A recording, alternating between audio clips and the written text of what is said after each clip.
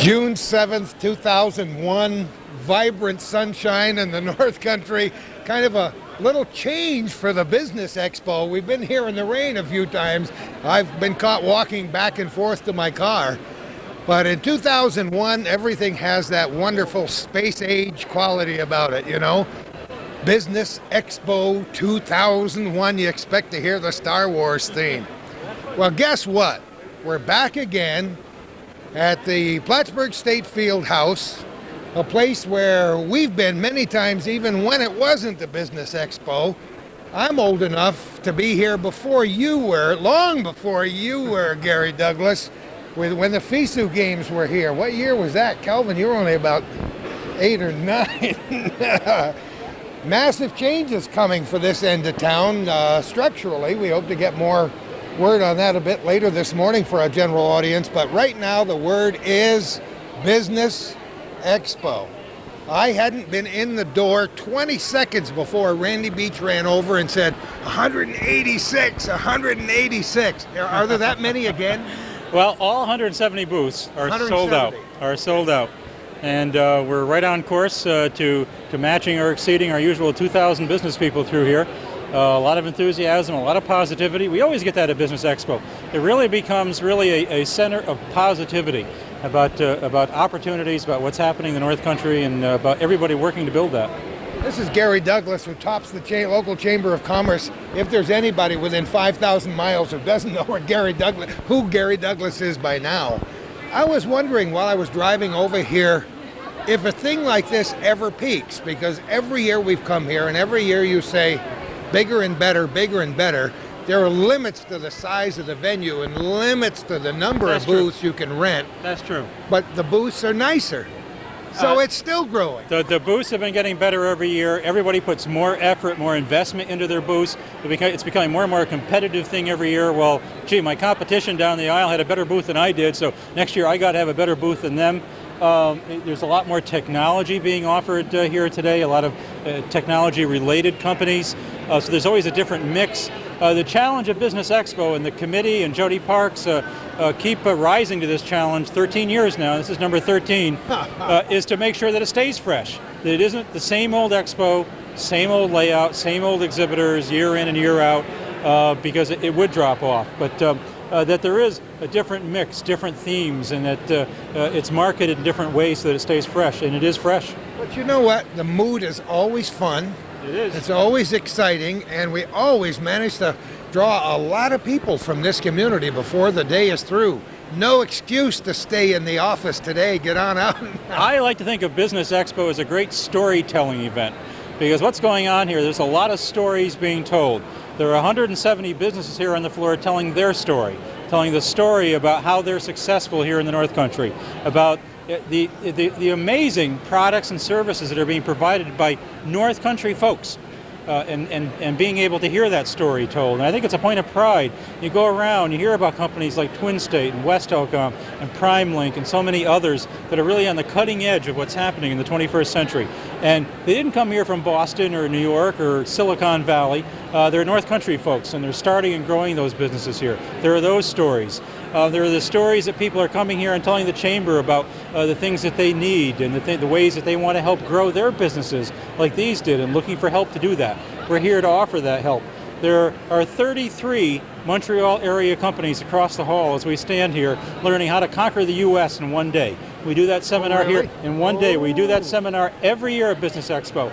We go up and we curry contacts and we recruit more Canadian companies. We've got 100 of them in Plattsburgh now, but we're always looking for more. Get them to come down, look at Plattsburgh, hear from the stories to be told by our service providers here about how they will make it easier to do business here in Plattsburgh than they'll be able to do business anywhere else in the United States when they decide to set up an operation here. 33. We had 15 last year. We got 33 here this year. And the not so subtle message, of course, is you're going to want to do it in Plattsburgh, folks.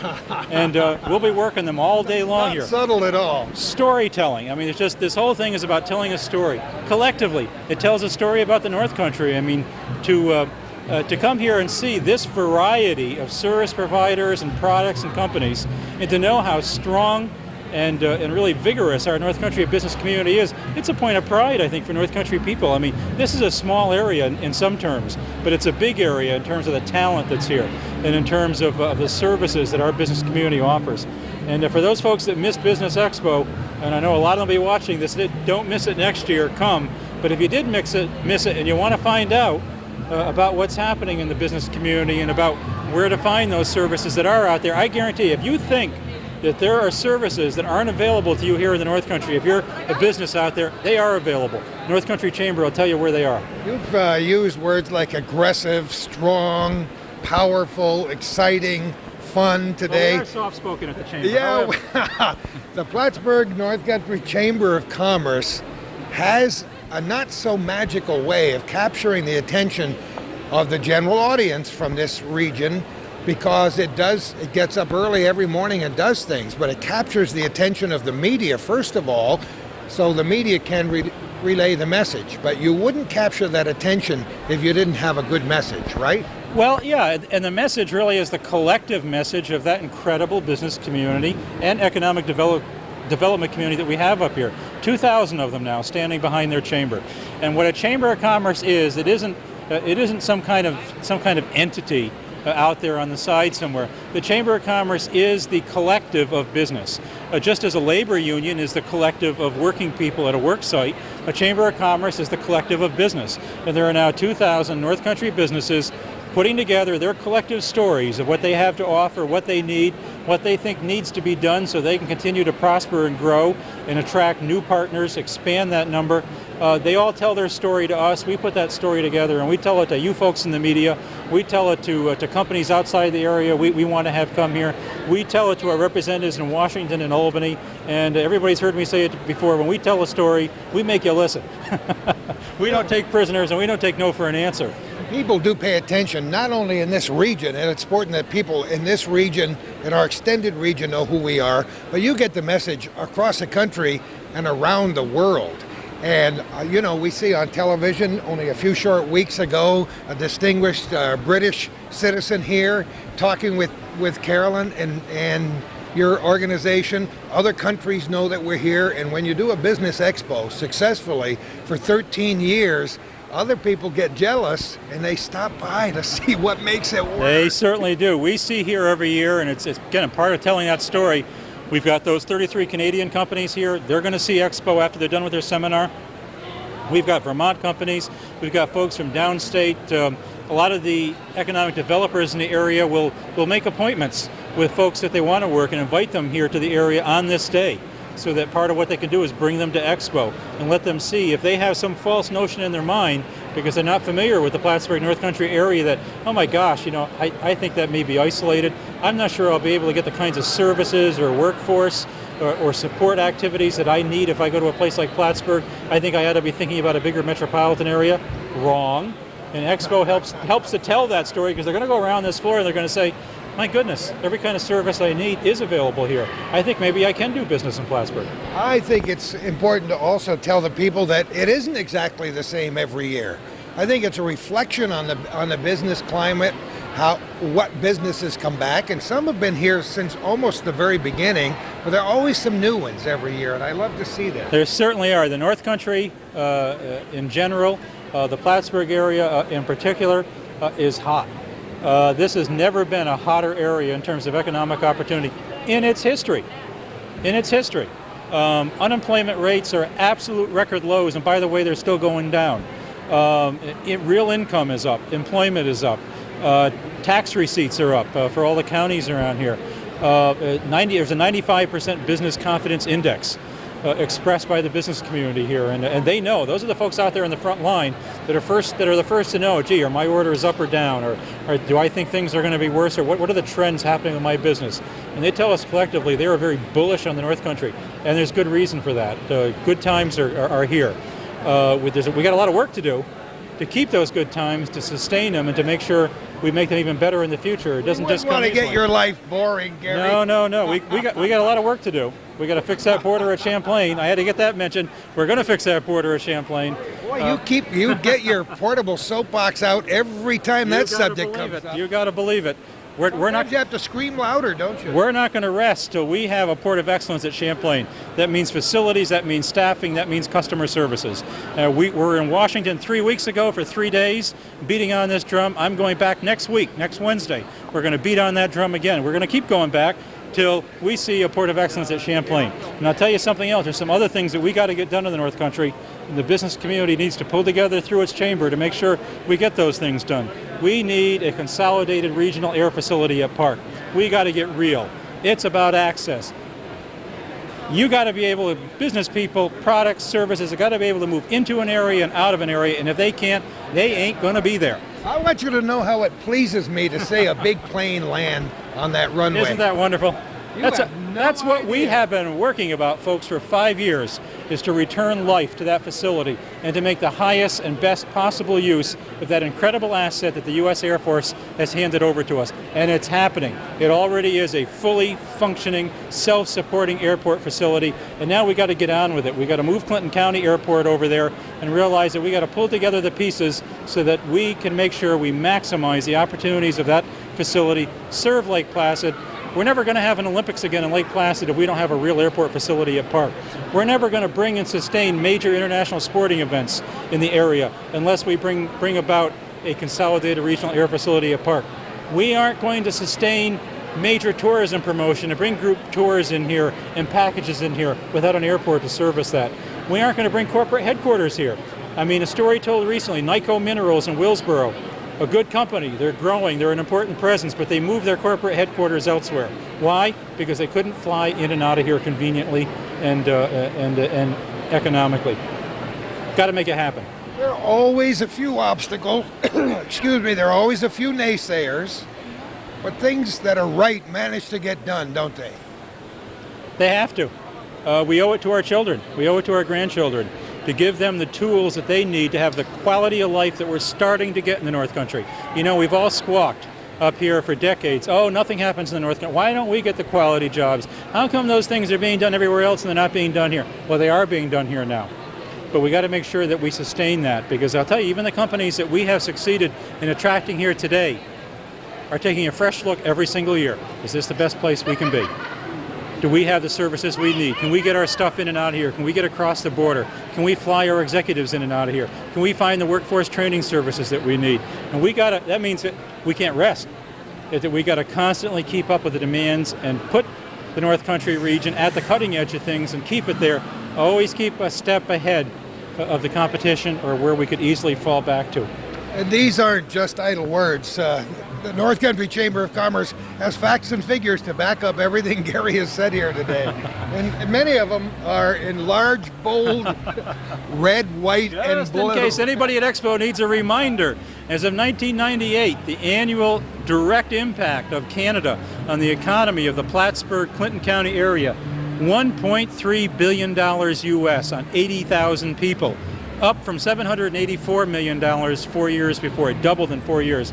This fall we'll have the numbers for the year 2000. I guarantee it's going to be substantially higher than that. That is what's driving the economy. We've got to put our arms around Montreal and embrace it, make friends, build relationships, milk everything we can out of our newly strategic location as Montreal's U.S. corporate suburb. It's what we are, it's what we need to be, it's where our hopes and dreams lie. You know, every cutting edge technological sector that every economic developer in America says, gee, how can we get a piece of that, is in Montreal. And so if we think of ourselves as Montreal's U.S. corporate suburb and we exploit that, we can get a piece of information technology, biotechnology, companies like Nexia, aerospace, pharmaceuticals, multimedia, photonics, all of those things Montreal is an absolute world capital of.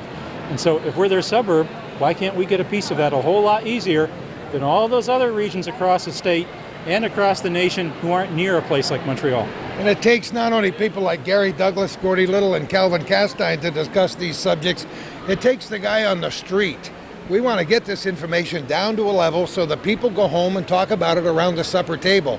And I don't mind telling you that I had several dinner guests last night at our house, and two of the people are transplanted Canadian citizens who now live in the United States, and we talked about some of these things last night at the supper table, talked about the Business Expo coming up tomorrow, how does life now compare to life when you were a youngster in Canada and the United States, and the Canadian dollar, and all the things that we trade back and forth between these two great neighbors for so many years? And that's the kind of stuff that stimulates growth, people talking about it. Yeah, people have to understand their economy. Yep. And it already, at the time the base closed, wasn't about the Air Force anymore. As important and welcome a presence as that was, it already had transitioned to being about this dynamic interaction with the Montreal region, and it's exploded since then. And people have to understand that, so that they make the right decisions, support the right things, so they understand why we need to have an airport, a consolidated airport here that in fact serving Montreal is part of the opportunity we have, why that border facility is so important. We're doing our part at the Chamber. I'm doing my part personally. I married a Canadian last year. I've got my own little dual citizen since we were last here a year ago. I'm doing my part. We all got to do our part. This is true. Now, if there was any question in your mind as to whether Gary Douglas was a good find when he came to the North Country, I think this program and all the other times he captures the attention of the people around here, they'll prove it for you before we're through. Gary, you and I could sit here and talk all day. That's the way we are. Go out there and enjoy business. We love this North Country so much. We want to talk about it, and we want to praise your efforts and those of all the other business people. So we're going to take the Cook's tour. Go for it. Go for it. You're going to find a lot of interesting stories out there. That's great. I don't know where Bert is when we need him. What do they say about old radio and television announcers? They always end up talking to Rolla Parker. That's what they do. Well, Bert's coming. Oh, he is going to be here today? I've had 50 people go by here already. Where's Bert? I'm saying, I'm in those commercials too, but they all want to see Bert. So I called up home because I don't have his number. Told my brother, get a hold of Bert, have him come down here so that they can ask, where's Rolla, Would you ever have guessed that those television commercials would have the impact that they have? It's amazing. This guy wants to give me $1 million. $1 million. You want to buy a car? Trade that in on a new Pontiac. Okay, we'll take that. And the Pontiac has $3,000 off, at the very start. So they're going to owe me money, Gordy. I think you could get it fully loaded for that price. We've got a check for that guy. So what's new, Rolla? Girl just gave me a chocolate kiss. Oh, she did. Yep. Nothing. We're just selling cars. It's unbelievable. This expo is a lot of fun. How many years have you been here? About 2 hours. Well, this is your first time here? Well, see, I'm not supposed to be here. But I just kind of... There's got to be a story behind this somewhere. There is. There's a story. The other competition, they don't like me around these places. Oh, no. So I came here at the last minute after they all said they didn't want to come. You mean there's still competition in the car business after all of these years? There isn't for us. When you give away enough, it just stops. There should be a tagline for the next television commercial. There isn't for us. How long have you been doing the car business? Here or altogether? Altogether. 23 years. Really? Yep. I started when I was 12. Why? Do you believe that? No. Oh, okay. No, it's 23 years. Is it 23 Started in years? the Thousand Islands, Watertown. Oh, yeah, you told me that. Yep. I have forgotten. Yep. Went to Middlebury, Vermont for 10 years. We've been here about 8, and it's just unbelievable. What's different about it now from when you started? New cars are $20,000 more. The people are the same. That hasn't changed. You just sell yourself and do it right, and everything's good. There's so much publicity in the media about vehicles, about tires on vehicles, about crash tests, about on and on and on and on. And then all of a sudden car companies decide they got to sell a lot of cars this year or this month, and then you have all those incentives tacked on. Right. I don't know how you stay up with it. What I've always said, and I tell GM, and when we had Ford, thank God we don't anymore, but when we had them, every meeting that I'd go to, I'd say, look, if the sticker price on this car is $20,000, and you're putting a rebate of $3,000, why don't you just put the sticker price of $17,000? If that's what it's worth. Makes sense to me. But it's just a big game, That's all it is. It's a game. That's what life is all about. That's right. That's right. As we can tell from your commercials with And you Vern. know, this game I haven't won yet, and that's why we're still doing it. You know, we got to work and work and work.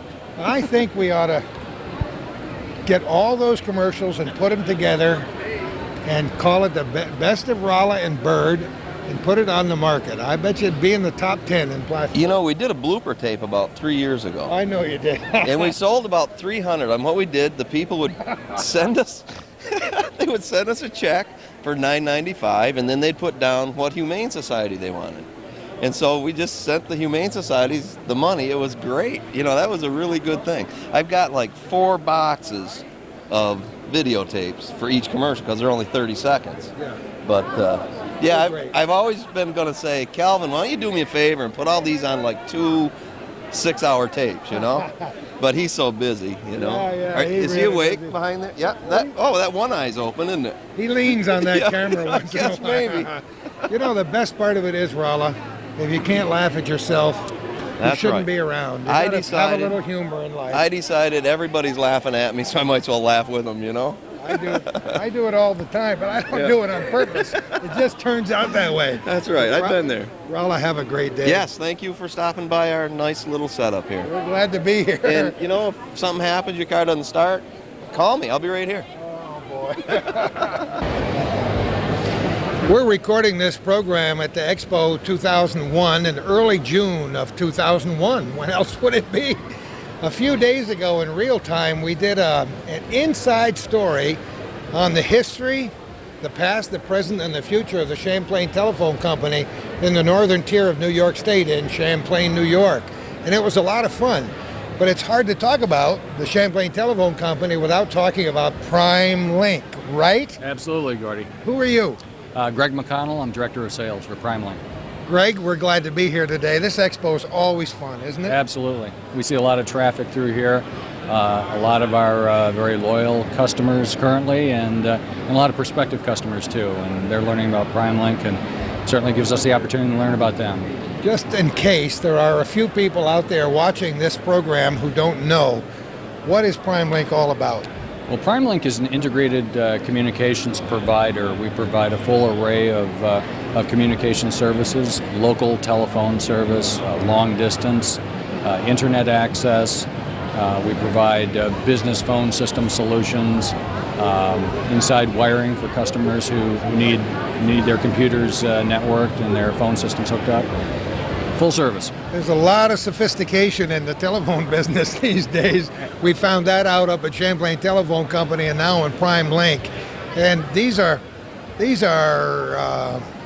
little big businesses here in the North Country, and they compete very well, don't they? Absolutely, and Gordy, it's really the access to fiber optic technology and high-speed internet communications that allows them to compete globally these days. They can compete just as effectively with a company across town here in Plattsburgh, across the county, across the state, or around the world. I don't think many of our viewers will know how much of the future is actually here today in terms of fiber optics and broadband and all of those things. It's amazing, isn't it? Absolutely. We're very, very excited about it. PrimeLink has an internet fiber optic backbone that stretches from Montreal to Albany. And from those 2 locations, it connects to the fiber optic network of the world. So we have global communications that companies can reach right here from Plattsburgh. And that's pretty exciting. One other thing that we're involved with, many other things, but one very exciting thing here this summer is we're continuing our build of fiber optic technology around the city of Plattsburgh, within the city of Plattsburgh. And this is going to enable the businesses here in Plattsburgh to reach the fiber backbone, and again, it just gives them high-speed broadband access to the world. Yeah, broadband is the magic word these days, isn't it? It sure is. It sure is. It allows companies to transmit and receive vast quantities of information in a very, very short period of time. And the more broadband access you have, the greater the capacity, the faster that you can transmit and receive. I think it's very important with video technology, and more companies are going to video teleconferencing and the transmission of video images. That requires a lot of capacity. We do a lot of historical things on Hometown Cable in this program called Our Little Corner. And we look at old newspapers and old letters and listen to old-time radio programs and interviews. And since I've spent my entire adult life in the communications field, it amazes me how much information we can transfer back and forth. And when we talk about communications possibilities now, I'm like a kid in a candy shop again, because I love to gather information. And what better way to do it, right? Yes, the internet has opened a whole new world. I think probably the internet is probably one of the most exciting technological advances, in centuries, really, since the advent of the printing press. When you think about it, it just opens a whole new horizon for those of us who are involved in the communications industry from any aspect. And I'm speaking as a private citizen, but businesses being able to transfer great volumes of information in a very short time frees them up to make more money, and that's the bottom line. Yes, it does, and again, it's leverage. Time is the real enemy these days, and and it's getting command of the information and transferring information. That translates into greater revenue for companies, and we're seeing it right here in Plattsburgh, and it's allowing small companies to compete with larger companies through internet access. It's nice to meet your friends and neighbors at a place like this Business Expo every year to see how the other guys are doing. Absolutely. I look around and I see, as you say, Gordy, friends and neighbors who I've worked with over the past couple of years and who have taken their businesses to a new level, just taking advantage of access to the internet and the advantages and leverage that can provide them and gaining greater competitive advantage, not only again here in the county, city of Plattsburgh, but throughout the world. Give me just a little bit about your personal history. How did you ever get hooked up with this company? Where did you come from? Well, my background is in sales and marketing over the last 15 to 20 years. I could have guessed that. And it's been in a variety of different industries, financial services, international transportation, and even back as far as 1980 when I was involved with the Olympics in Lake Placid. So I've had a good foundation in local businesses and really what people are looking for here in the North Country. PrimeLink just seemed like a good thing at the time, huh? Yes, it is. I had educational connection with communications a long time ago, and this has given me an opportunity to refresh that, so I'm pretty excited about it. Very good at what you do. Thanks for telling your story today. Thank you, Gordy. Appreciate it. Larry Griff, how are you? I'm good, thank you. It's good to be back again, isn't it, huh? Yes, it is. Year after year after year. That's right. What is this little dart thing? You've handed me 3 darts. What's going on here? Well, the idea is that we have a $1,000 drawing to be held at the end of the day, which is 5:45, and you have to be here to win. And in order to get your name into the drawing, you need to score at least 13 points with your 3 darts that you have.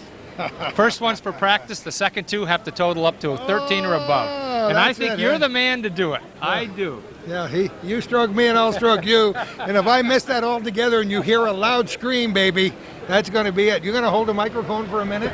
I'll do the play-by-play here. He's got so much confidence he's going to throw him left-handed. That's how confident he is. That was a practice. It doesn't count. He's got 11, but it doesn't count. I think that's a 3. And he's got 17 with that one, so he... Oh, no, he's got 19 with that first one. 36. So, does that mean I'm in? You're in. You're in. If you can just come on right up. Oh, I got to say. We do have fun, don't we? That was my mechanical arm. All right. We'll sign up and we'll do it. How you been, Jim? Well, thank you. Very good. What's going on with you? Just a great day here. It's a great day with all the booths and exhibits. It's super. I see Jim quite often at the CVPH Medical Center Foundation. Boy, talk about an organization that's got some vitality to it. Thanks to you and your predecessors, they're doing a wonderful job. You're very kind to say that, Gordy, but it is a good group. It's very exciting. And it's exciting, some of the things that we're doing. We have Nautical Night coming up a week from Saturday. We have a full boat, 400 people going out Sponsored. I don't know how many of our viewers know what the Nautical Night is. It's been going on for some years now, and it's been bigger and better every year. Thing gets sold out. It's sold out. We have over 400 people. We actually have a waiting list, unfortunately, of about 70 people wishing to get on. We take one of the Lake Champlain transportation ferries and go out on the lake for about 4 hours and have dinner and dancing and just a lot of fun. It's a good time. And it's all for such a good cause. I mean, you know, just briefly, there you go. Just briefly tell the people, Jim, what the foundation does. Some people are aware of the foundation and the Roger Senecal Fund, the original drive that raised so much money for a little boy that lost his life, and the April LaValle Fund and others. But the foundation does more. It certainly does. The money that we raise during the year not only goes to help families that have sick children that need support for transportation or lodging when they're assisting their sick child, but also we provide grants to the various departments within the hospital for equipment that they might not be able to get otherwise. And we do about $20,000 worth of what we call mini grants a year to support those. We also have a Eat Dessert First, which is Always fun. It's always fun for cancer surviving persons, and that's a good time. We work with Heart Smart in the schools to get children to have a better awareness of their nutrition and health. We have smoke out classes to get people to stop smoking. You read about that in the paper over and over again, all that's involved. So those are a lot of the varied activities that we're involved in. Well, people will see the foundation represented on public television every now and again. That's right. We do have a series of programs that give information about various sectors of health and disease disorders and some clarification about what's going on in those and some of the research that's involved.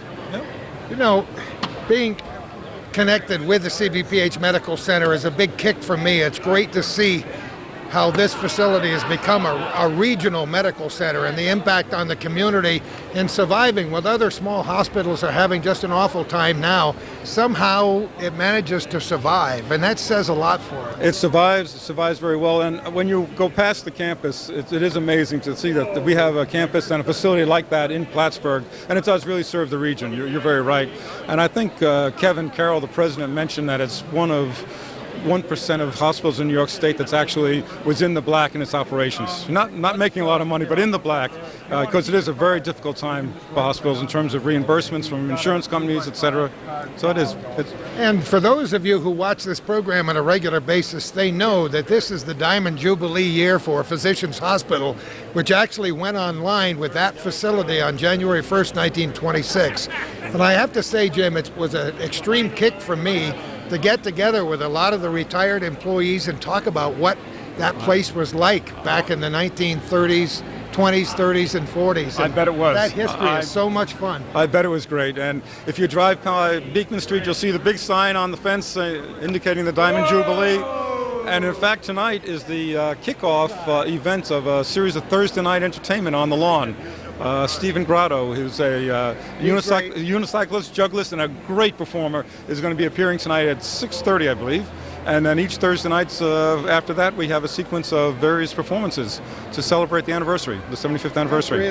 Really great. They had a Diamond Jubilee ball, which some people thought was a rather ambitious idea. But look what that did to us, Jim. I certainly was one of those people that was very concerned about whether we had the time, the energy, and the resources to do it. But it turned out to be one of the best community events that the community has had in years and years. The excitement that night, Gordy, was amazing. I mean, everybody was out there dressed up in their formal wear. The cocktail reception was wonderful. The dinner, Drew and Linda at Anthony's did a marvelous job presenting a terrific dinner with no on the grounds kitchen facilities. They had to bring everything from the restaurant. And it was just a great time. People lingered afterwards to dance and didn't want to go home. I love it. We've said it before and we'll say it again. A good way to end our interview. This is a pretty darn nice place to live and work, isn't it? You have that absolutely right, Gordy. Pleasure talking with you. Jim Johnson, thanks a lot. Have a great day, my friend. Thank you. Okay, I'm going to tell you what we're not going to do in this interview. Carolyn, how are you? I'm fine, thank you very much, Gordy. Wonderful. Carolyn Harding from the Chamber of Commerce, very much involved in tourism.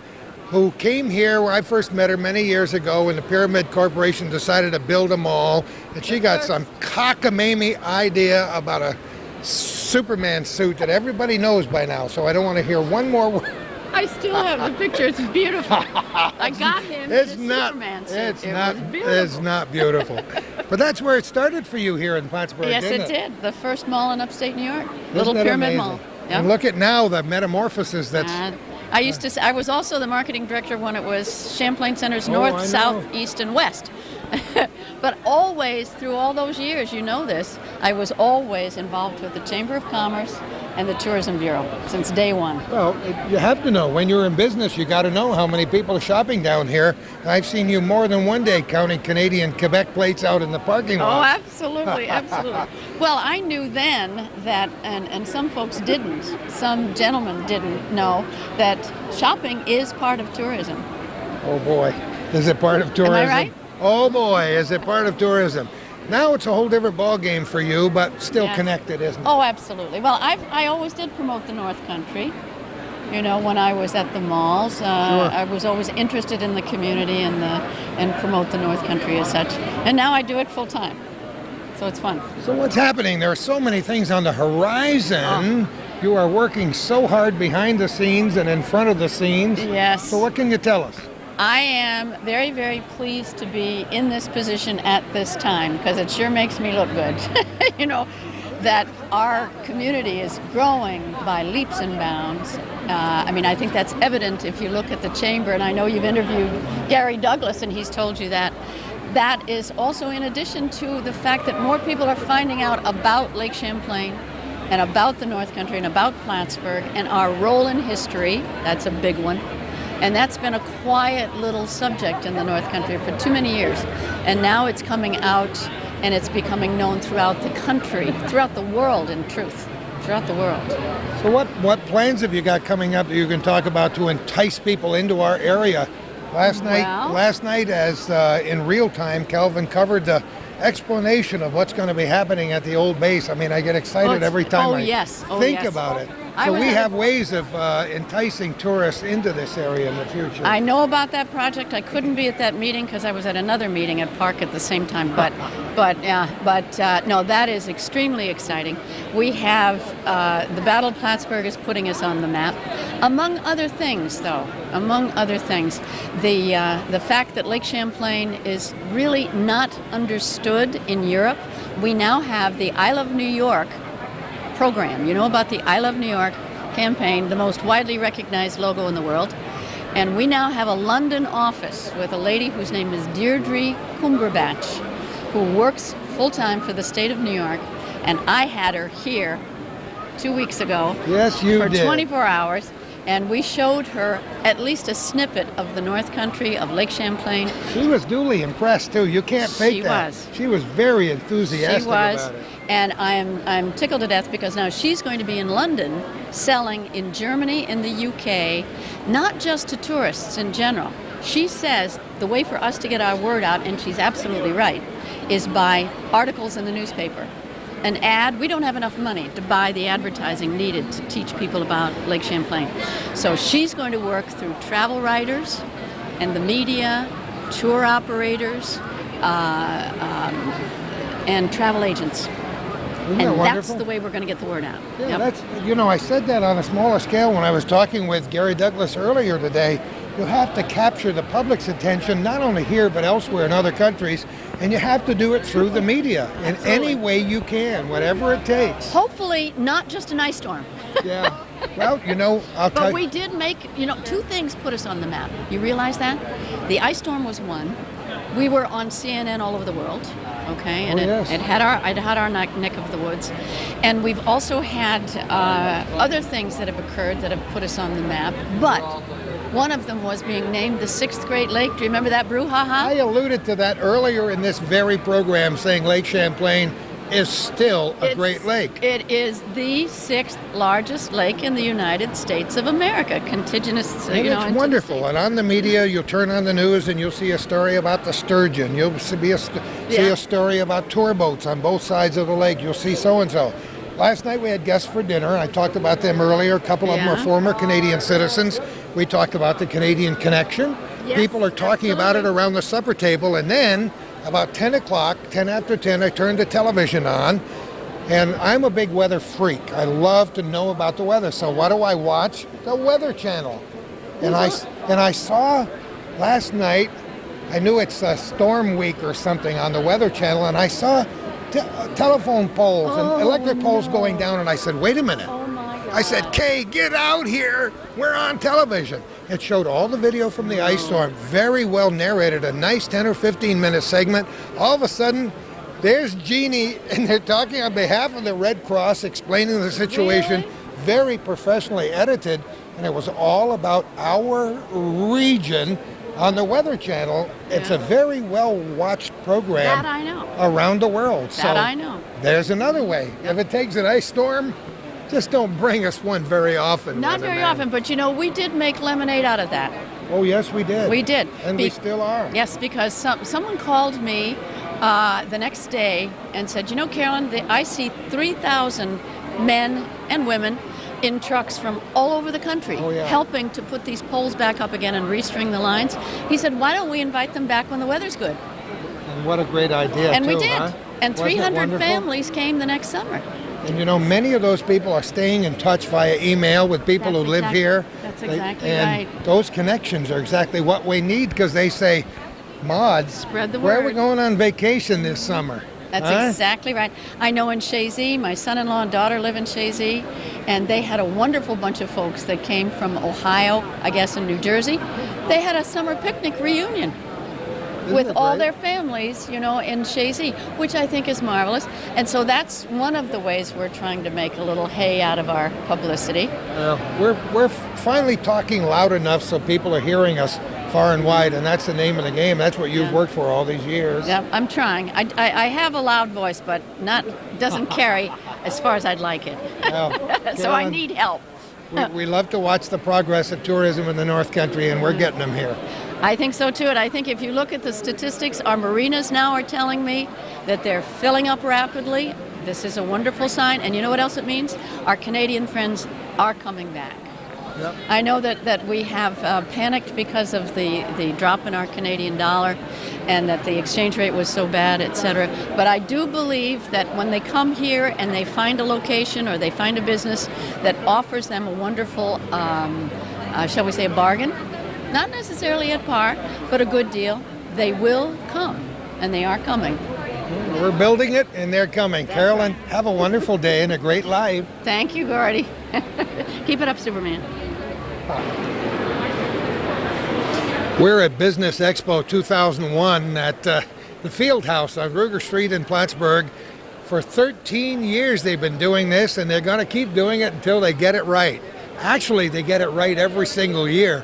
Gary Douglas will tell you that. We started our interview with Gary, Mike Hildebrand, and I wasn't sure we'd have time left on the tape to get around the room. He certainly is a good spokesman for the North Country. He's really great, Gary Douglas. He's very enthusiastic, and I tell you, since he has headed up the chamber, they've seen incredible growth, and I think they're certainly a potent force from a lobbying standpoint and just a real asset. Mike Hildebrand, as you may know, unless this is your first or second time watching our little corner, directs the public relations portion of the CVPH Medical Center in town. We were just kidding each other because we did an interview with him when the new emergency department opened at CVPH. When was that? August of 1997. And you know, you start doing programs like that, and all of a sudden we run them again because Calvin says, well, they're history. After several years, people want to see this. Right. And then people start calling Mike Hildebrand up and say, saw you on TV last night. And then you have to think about it. Well, and then adding insult to injury, saying, and you know, you looked a lot younger then, and that was not quite 4 years ago, but... My friends say you looked a lot thinner then. It has nothing to do with age. It has to do with the size of the girth. So what's going on at CVPH Medical Center these days? Well, as always, Gordy, we're very, very busy. We're setting new records, breaking last year's records in the emergency department for utilization, outpatient services. We're in the process over the next 3 months of adding 2 new CT scanners and a new MRI. at a cost of about $3.6 million. But I will tell you, when those 3 units are in, there will be no one who has better technology from a diagnostic radiology standpoint than we're going to have right here in Plattsburgh. That's exciting. Certainly earlier in the year we opened our new mental health unit for children. And the big thing on the horizon, we hope to break, and we won't be breaking ground, we hope to begin construction next spring for a new critical care unit that I'm sure we'll want to get you in to do a story on when that's complete. That will be located above surgery at the front of the hospital. It'll be a new 3rd and 4th floor of the hospital right there as you walk in. That's the biggest things. And then there's always just the routine humdrum, everyday life and death situations. Behind the scenes, it's been very difficult for hospitals and medical centers, not only here in New York State, but all over the nation over the last 6 months to a year. And some of them are in dire straits. But this medical center has always had good people at the top, and they do a lot of planning and recruiting, and we're surviving. We're all survivors here in the North Country. We were just talking about the ice storm. But yeah, it's been really tough for a little while, but look how we're coming through this. Well, I tell you, we're scrambling all the time. I mean, it's not easy being a hospital in New York State, and it's certainly not easy being a hospital with the increasing demands as far as patients and the effort that has to go into the recruiting of good people. But I mean, Gordy, we're over 1,800 employees now. Think about that. And if we could fill every position we've got vacant, we'd easily be over 1,900. We have become more and more imaginative as far as recruitment goes. We were thrilled the other day. We heard that Clinton Community College is going to have its largest incoming nursing class of all time. I heard that. This is a very pleasing thing for us. And we're doing more and more. We've always had career ladders within the medical center, but we're doing more and more as far as helping our own employees further their education and gain certification to become a radiology tech or a licensed practical nurse or a registered nurse, and it's working out well, and I think our employees appreciate that too. Our campus, if you will, has expanded so much since you came on board, and yes, certainly since I came around here. It's unbelievable. We have facilities, it seems like, in every corner of the North Country. It's amazing. Well, one of the things that we realized was that we had to do more and more as far as convenience. You know, people like to be able to park close, run in, get what they want. And so, you know, we developed the Health Plaza up across from Hannaford's, and that works so well. We've done the Bayside Wellness Center with the rehab medicine, sports medicine. We just consummated the lease earlier this week for the facility that'll be on Park that will allow us to expand even more our physical therapy and sports medicine. We're always looking. It's always great. Every time I drive by or stop in at Hannaford Foods and look over where the old we still call it the Paper Cutter Plaza, yep, over there, and I think about how we survived before that new ambulatory surgery center opened up. I don't know how many operating rooms we got in operation there, but that's a humming place these days. Oh yes, we have 4 surgery suites, 3 endoscopy rooms. We're actually trying to figure out if we can get a 4th endoscopy room, within the box. The diagnostic center's going great guns. The middle of June, the new CT scan up there is operational. The Women's Imaging Center, and of course the dialysis unit, all of that is up there. And one of the nice things when you're scheduled for something up there, a surgical procedure or now a CT scan, you don't have to worry about being bumped by an emergency. This is strictly... That's a good factor. I'm glad you brought that up. Yeah, it's much, much better. I mean, if you're scheduled for 2 o'clock, chances are you're going in at 2 o'clock. Unfortunately, at the main hospital, that's where we get all the train wrecks. That's where the emergencies take place, and despite everyone's best efforts, there are times that you're triaged and that 2 o'clock becomes a 3 o'clock or whatever. And that's tough on people. Well, what we're saying here and what we continue to say is that we should be pretty proud of our local medical center. Well, I'll tell you, we're very proud of the staff, of the employees and the physicians that we have. We think it's a top-rate operation, and we're very excited about the patient satisfaction scores that our patients give us, because we participate in a national service that compares us with close to 700 hospitals.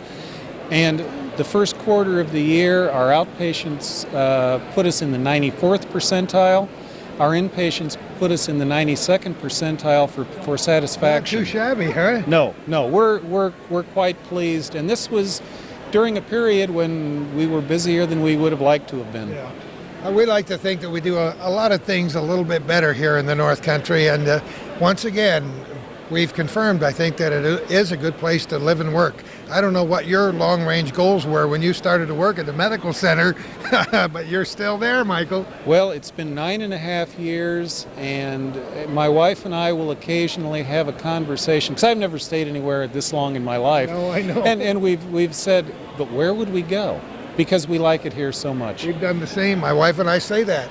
Last night, as we're entertaining guests in our enclosed deck, and right 18 inches from the Saranac River, listening to the birds sing and looking out and the blue herons coming down to fish, that's what we say. Where would we go? Yeah. Where could we go that was any better than this? It's a nice problem to have, and one of the things we use when we're recruiting nationally, we point out to people that, hey, we live where other people come and vacation.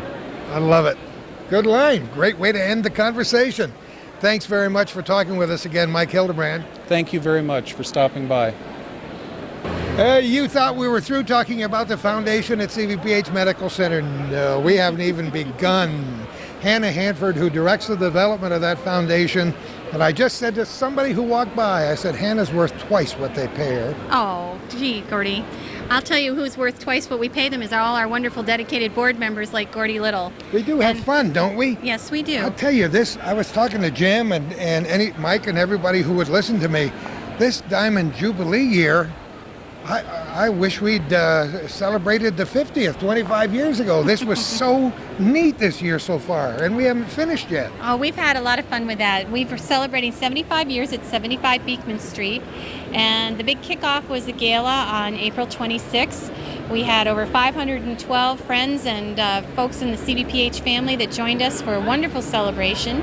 We dressed up and looked mighty fine. It was really fun. You think I didn't chide Jim a little bit about that? I said, you know, there was some people who were so conservative, and when we started talking about a 75th anniversary Diamond Jubilee Ball, they said, I don't know, that may be a little ambitious. But he's a pretty happy dude right now because that was a wonderful night, wasn't it? I think that our community really values the fact that we have a wonderful community hospital, and we wouldn't be a community hospital without our community. So it's one of those it goes round, comes round things, and it was just wonderful. So it was very exciting to be part of that. And we're continuing our celebration throughout the year, starting tonight, as a matter of fact, June 7th, and every Thursday evening at 6:30 in the months of June and July. We're inviting the community to celebrate with us on the front lawn of the hospital. Bring a picnic or stop in the cafeteria and buy a quick dinner, spread a blanket or bring a lawn chair and enjoy a concert on the lawn. We've got a whole bunch of different acts, something that should appeal to everyone. Things for children, storytelling. We've got the Adirondack Brass, Electricity, Poncho, who's a good friend of ours, and we're going to finish up the season on July 26th with a very special performance by Sue Van Kim, whose mom, Soon, is a registered dietitian in our nutrition services department and has arranged for him to squeeze us into his really busy international schedule. So we're thrilled about that. That concert will have an admission fee because we are staging it in the Glenn Giltz Auditorium in Hawkins Hall. This is a very special young man whose career I personally followed since he first picked up the violin many, many years ago. And now to see him attain tremendous success in his field just pleases me no end, because he's just a charming young man besides being an incredibly talented a violinist, isn't he? Yes, and he really is picking up a lot of acclaim internationally, and I can attest to the fact that it's not easy to catch him. We email back and forth, and he's emailing me from Japan and from Vienna and from Salzburg. He has been very busy. I don't know how he catches up with his jet lag because he's all over everywhere. He's bringing a friend of his, Ms. Wang, who is a pianist, and the two of them are going to do a very special concert for us. We will be selling tickets for $20, which will include coming back to the front lawn of the hospital where we'll have a lovely tent and coffee and dessert, and you'll have a chance to chat with Ms. Wang and Sue Ven. Or we have tickets that are $12 for adults and $10 for students who don't wish to do dessert but want to enjoy an incredible concert. So I think we're going to sell out. There'll probably be just under 800 tickets available, and I encourage folks to call the foundation office 562-7168 and get those tickets early. You know, when we walked in the front door, I saw a fantastic red 1964 Mustang convertible, and I'm not sure that all of our television viewers know what that's all about, but they could own that thing, couldn't they? Yes, you could be a winner of a 1964 and a half Mustang convertible. It was donated to us by an incredibly special man, Terry Ross, who understood that we were taking on a project to raise $175,000 to pay for an R2 image checker. This is a piece of technology which will assist our radiologists in detecting breast cancer in its very earliest, most treatable stages, sometimes up to 18 months sooner than might normally be possible. His wife, Mary, died of breast cancer. Many in the community knew Mary and loved her, and Terry, in her honor, has donated this incredible car to the foundation. So we are selling 3,000 raffle tickets at $25 a piece, and we will draw the lucky owner of the new owner of the car on July 7th at 12 noon at our car show on the front lawn of CVPH. It rained last year. It better not do that again this year, right? Well, the weather sometimes doesn't cooperate, but no one ever rains on my parade. We always have a good time no matter what we do. I have no idea what the next thing you're going to find to do on the front lawn of that medical center, but, you know, it's a beautiful place. It is. And all those years ago, somebody said, gee, that's a nice tree right there. I think we'll build a hospital, and look at what it's become. Well, I think the miners and Dr. Silver and his wife had the right idea in creating a community hospital, and we are fortunate in Plattsburgh that our hospital is strong and healthy, and that's because we have a very supportive community, and so it is our pleasure to invite our community to join us on the front lawn in celebration. You know, it is indeed a kick for me to be part of the foundation at CVPH Medical Center, because it's something that's very important in the community, and I think you have contributed so much since you started there. When was that? Well, I started in 1996, but what I do would not be possible without a very dynamic board of directors and incredible donors who believe in giving back to the community and improving the health and well-being of our North Country friends and neighbors. I like to have my heart warmed, and our hearts get warmed a lot with the things the foundation is able to do. For me, it started many years before the CVPH Medical Center Foundation, in helping to raise some of the money that the foundation now uses to assist other people. So it's an extension of my life in being able to give back to this community. And I know how you feel about it too, because we have shed a few tears together in some of these cases. Well, that's very true.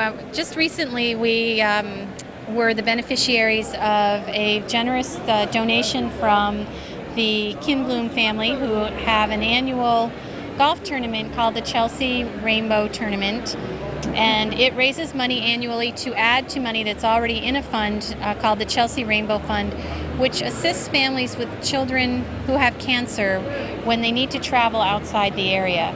And they add every year to the fund so that we can continue to touch more and more lives in a very positive way. And you know, what comes around goes around. It always seems to me that just as some wonderful gift comes in, a new need pops up, and we're able to help a family in the Jay, New York area who have a daughter who has leukemia. And she's going to be flying to Boston for a bone marrow transplant, and we're very hopeful that that treatment is going to be successful.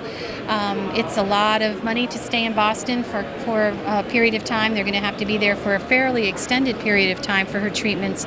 And so the Chelsea Rainbow Fund is going to be doing some very good work for a family that really will appreciate the help that they'll receive from that fund. So truly a heart-touching story, and these are kinds of things that pop up every day, and I'm so pleased that the neighbors and friends in the North Country support each other in this way. I remember so many years before the foundation was formed, people wanted to do something for these youngsters especially who were suffering from terrible, many often terminal and fatal diseases. And so they would get together and have some kind of a shindig and raise a whole bunch of money, and then they didn't know how to administer it. And it was so sad to see that happen, and then the tax man came after them and so on. Now a lot of those monies are a part of the CVPH Medical Center Foundation and are doing good almost every day. Yes, we currently hold 12 funds named for individuals and their families who are currently battling a healthcare crisis. And as Gordy said, because we are a not-for-profit organization, donations to those funds are tax exempt. We have a board of directors with a special committee on distributions that approves the expenditures from those funds, so donors can be assured that the dollars that they give are going to be used wisely. And it takes a little bit of administrative burden away from a family at a time when they're concentrating on the well-being of their child or the individual, and I think that's a relief for them, and it gives them a satisfaction to know that no one will be able to criticize how monies are spent, because there is the impartial third party of the board at the foundation to watch over those funds. So, but isn't it very nice to have so many bright people around that table? I enjoy going to the meetings. I'm overwhelmed by the quality of the people who serve on that foundation, starting with yourself and all the way around the table. It pleases me to be a part of it all, because if there weren't a need, the foundation wouldn't exist. Well, and I think it's important to note that foundation board members donate their time. We get them up at the crack of dawn on the third Thursday of every month at 7:30, and they come in and share their expertise and their leadership with us and make us a very viable and strong organization, and we're grateful for all that time. And these people are very good at looking into the future. You know, enough of us have a difficulty planning what we're going to have for lunch today. That foundation gets together and it has some pretty high-powered discussions about where it wants to be in 2 or 3 or 4 or 5 years. And it's tied with the growth of the medical center, but it's also tied with the needs, of very specific health needs of the people in the North Country. And that's a good thing, too. And you have great people who donate things to the foundation. We have a book right here that I'm sure you'd like to mention to our audience. And we have a few copies left of Richard Landon's book, A Day Away, which features day trips throughout the Adirondacks, anything that you can accomplish within a day of Plattsburgh. And he donated all the proceeds of sales of that book to the foundation, which is wonderful. And a project that I'm pretty excited to be thinking about, our committees have been working on it. The Finance Committee and the Distributions Committee met earlier this week, and we talked about starting up a fund for educational scholarships for healthcare. As many of us are aware, baby boomers, who are the backbone of healthcare providers, are getting older themselves and may soon be retiring. And as those people retire and need healthcare, it's creating a shortage in healthcare for nurses and physical therapists and pharmacists and respiratory therapists and a great cadre of support services for healthcare. So we are hoping that we'll be able to begin a fund that will allow us to give scholarships to individuals who wish to get healthcare training and then come back and give to their community by serving as an employee at CVPH Medical Center. One of the wonderful ways someone can give a gift to that fund will be through a contribution in a will. I'm glad you brought that up. Very important. Yeah, because planned giving, gifts that will go in the future, will then go into this fund, and we will protect that gift and only spend the interest from that fund every year, so that a gift left in a will be left in perpetuity in honor of the memory of the individual, but will continue to give annually to worthy individuals who are going to serve our community and us. I mean, that's what it's all about. Can't wait to see who wins the Mustang. Maybe by the time this is aired, we'll be parked in my yard. Well, maybe not. Hannah, I hope so. You'd look good in red, Gordy. Hannah, thanks so much for all you do for the Oh. great North Country. And thank you, Gordy, for all both of you do. Calvin, too. Well, I'm all for development, no matter what it is. And here, the Plattsburgh Community Development Office has got its booth right near the front door at Expo 2001. Rosemary Schoonmaker, how are you? Very good. And how are you today? Oh, just terrific. I was trying to remember as we walked by how many years you've been in that office. It'll be 12 years. Is that possible?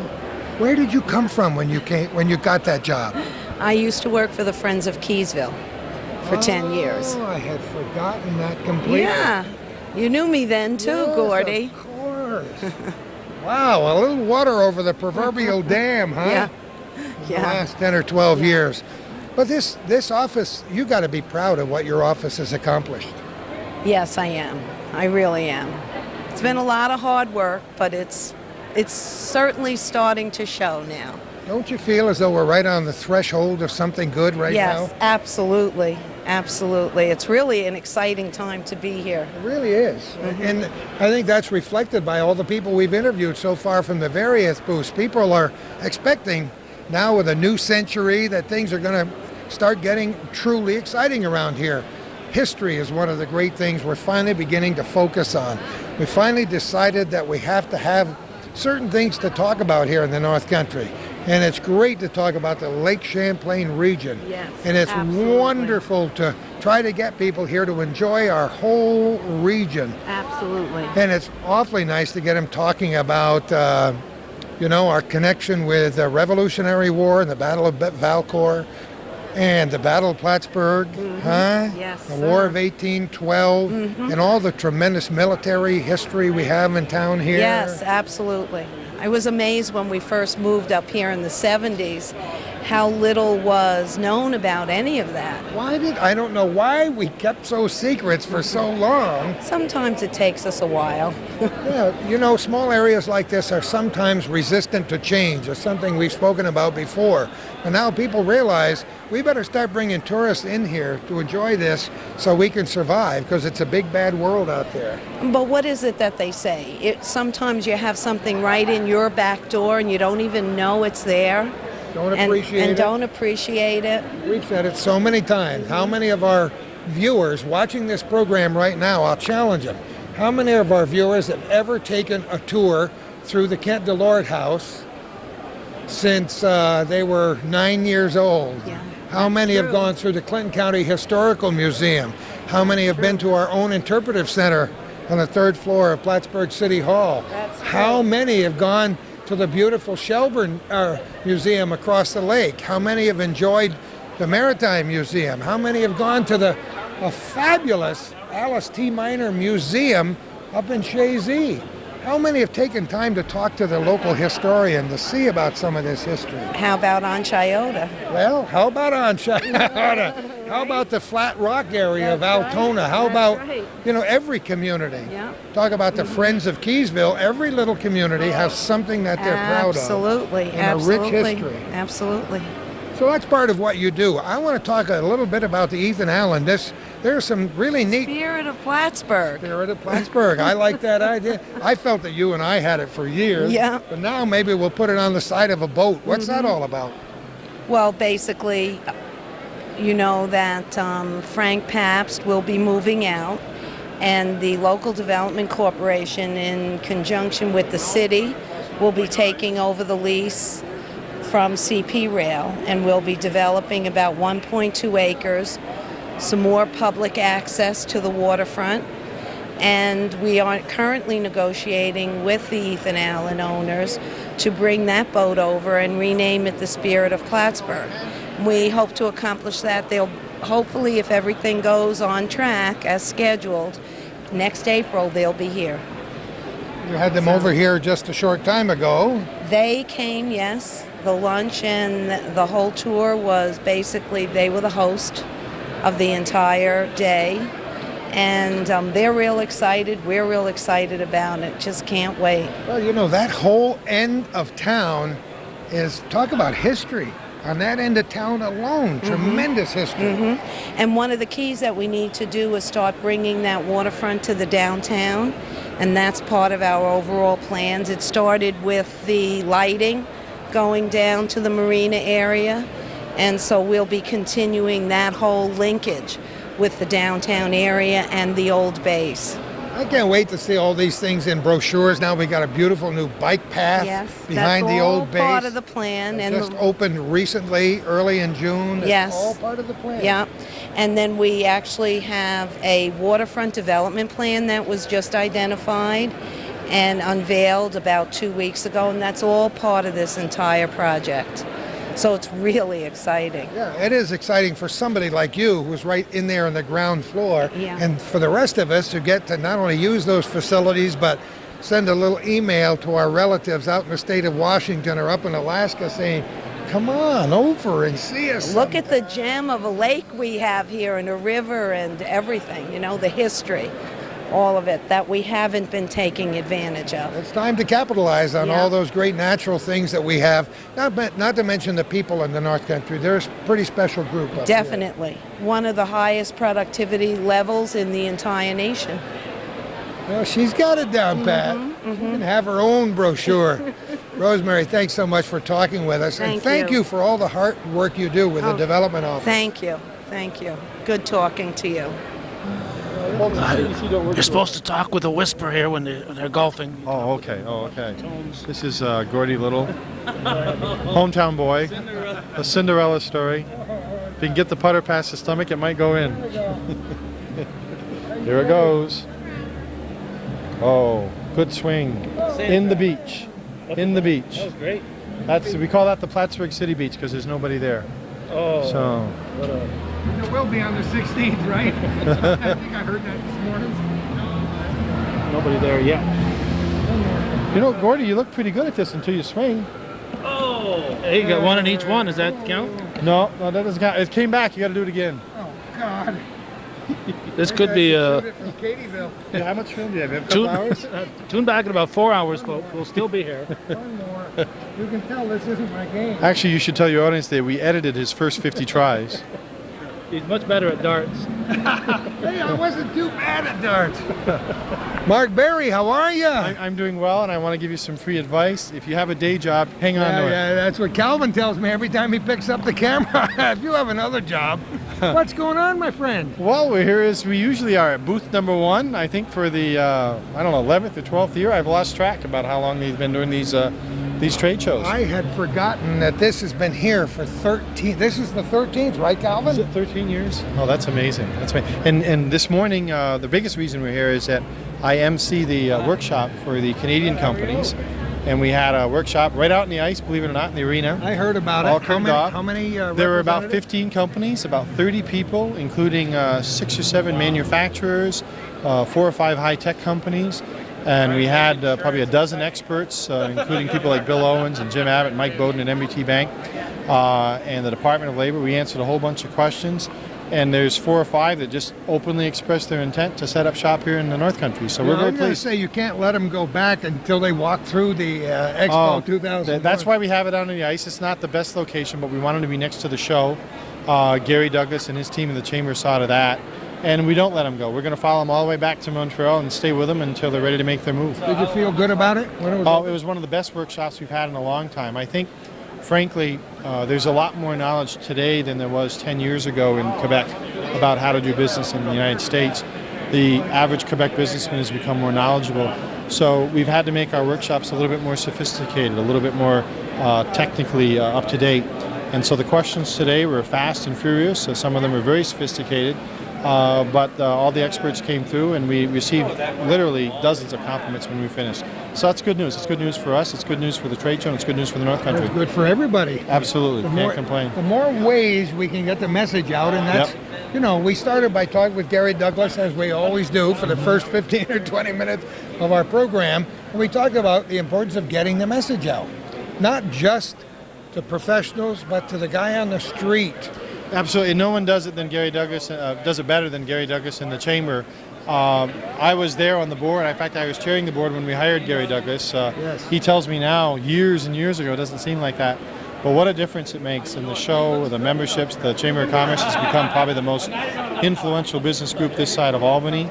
And they're making a real difference, whether it's at the border or here at the trade show or just to the everyday small businessman. So it's a thrill to be here, even after all these years. I don't know how many people are watching this program as we bring you the Business Expo 2001 who are not from Plattsburgh and Clinton County.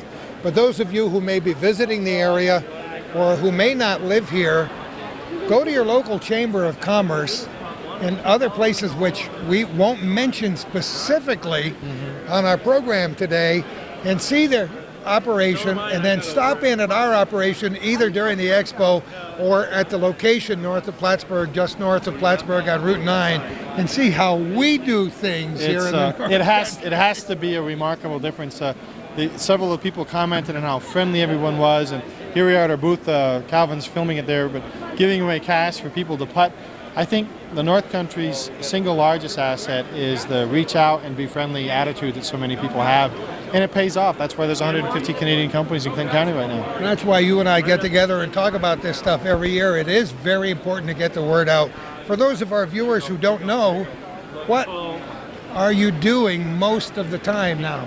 Well, I still own and operate Cross Border Development Corporation. In fact, this year we're celebrating our 20th year in business. Come on. Absolutely. And as you know, I took a brief sabbatical for 2 years to figure out what to do with a slightly used Air Force base, and burned all my bridges there, but we leased up about 500,000 square feet, and my successor, Dan Winnicky, is doing a great job, and so that's moving forward, and we're just plugging away. We now have clients in every state of the union. We have clients out in Europe and all over Canada.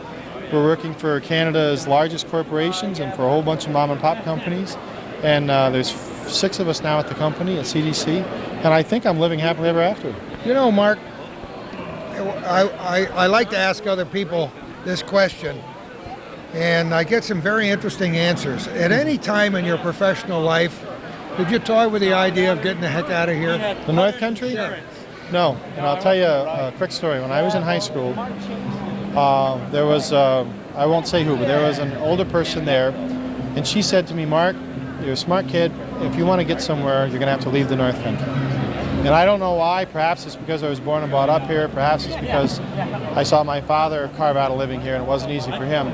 I got stubborn and I refused to leave. I went to Plattsburgh State and then I went to St. Michael's. I've never left the North Country. I love it more than ever, and I'm never going to leave. This is my home, and it's just the way I feel about it. And so many people feel exactly that same way. For all the reasons we've mentioned on this program and more that we haven't even dreamed of yet. A day like today with a little bit of sunshine on the 7th day of June 2001, a little taste of the summer we hope will get here very, very quickly. And that does enhance your image of the North Country. Well, you know, ice storms notwithstanding, I didn't get into a traffic jam on the way here. I don't have to worry about my kids getting mugged at school.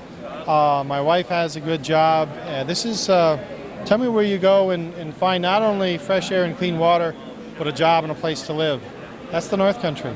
Who in their right mind would ever want to leave? Yeah. You know, our proximity to everything. We've said this before in the program as well. For so many years, we kept so many of these great things we have a secret from people on the outside. And then all of a sudden people are saying, you know, they're, instead of being away from everything, tucked away in the northeastern corner of New York State, they're in the middle of everything. And you know, look north, look south. Look east and west. Oh, and look no further than the people you went to school with. At my last class reunion, most of the people that were there were telling me how much they wanted to come back.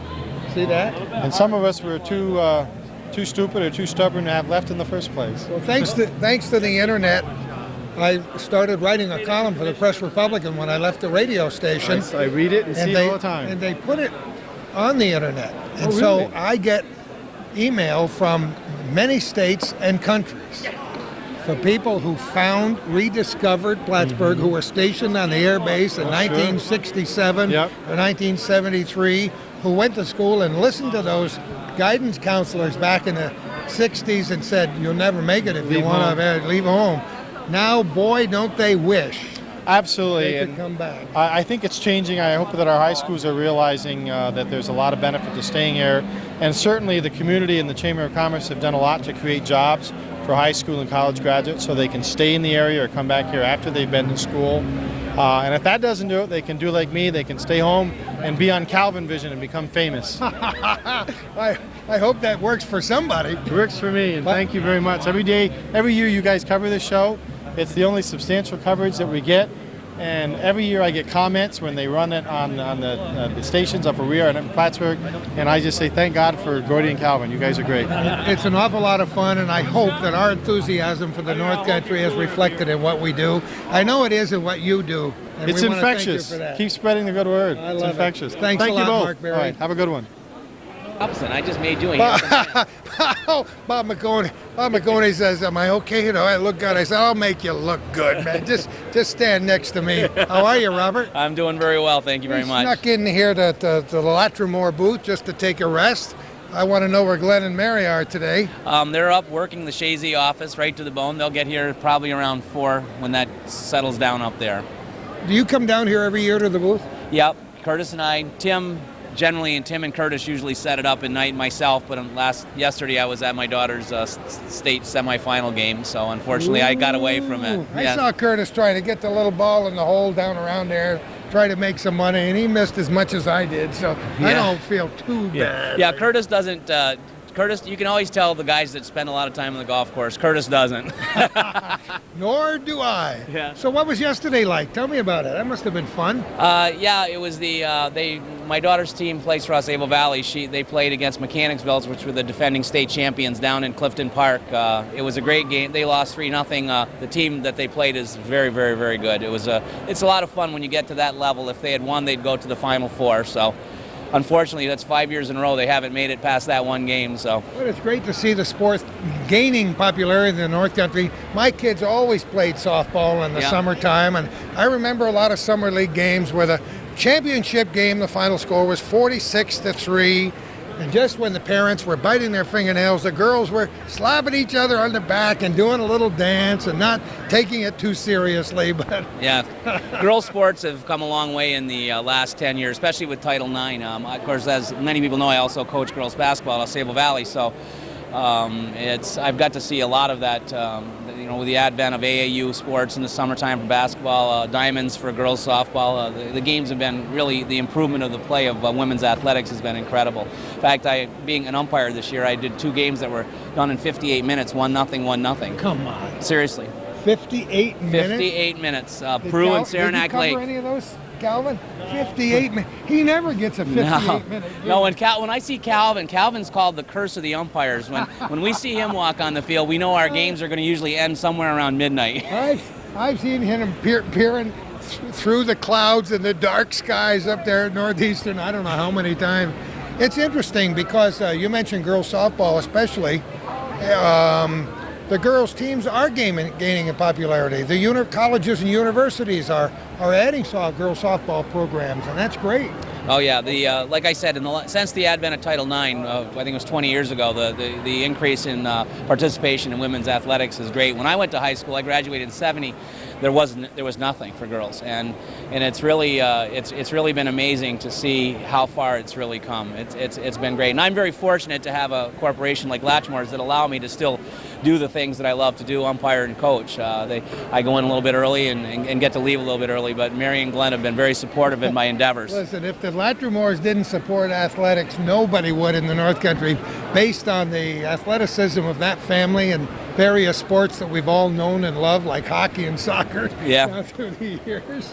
Well, it was interesting. When I first got involved, I was working for another company, and I was helping Skip Bassett at Able Valley, and it was about 18 years ago, 17 years ago, whatever.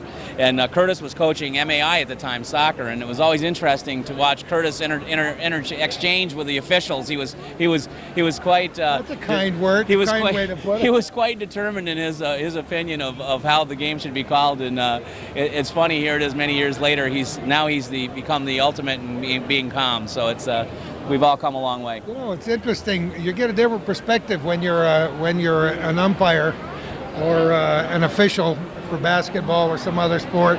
You get a whole different ball game, don't you? Yeah, well, going from coaching, which the parents yell at you because your daughters don't play enough, to umpiring because you yell at them because you aren't making the right call, it's been interesting. But basically, parents, for the most part, are very good. They're very supportive of their kids, and they're in it for the right reasons. And even as most of us umpires understand, when parents get upset with you, it's not because they're really upset with you. It's because they want what's best for their kids, and they're trying to defend them.